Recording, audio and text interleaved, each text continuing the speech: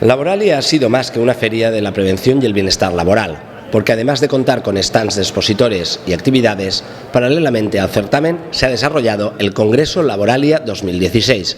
Organizado por Invasat, el Instituto Valenciano de Seguridad y Salud en el Trabajo, ha sido un punto de encuentro donde 1.800 participantes han puesto en común los últimos avances del sector.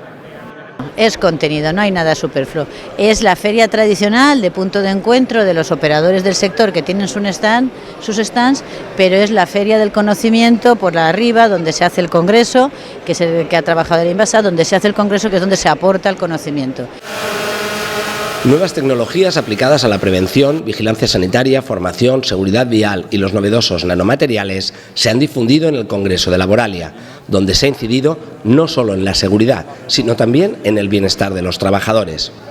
Hablamos de accidente porque es lo más grave y porque sigue cayendo gente en el andamio, pero en ese avance lo que se ha avanzado también es en ver las formas de bienestar laboral, porque está más que medido incluso que si alguien consigue la felicidad del trabajador en su empresa, también consigue que esa empresa sea más productiva.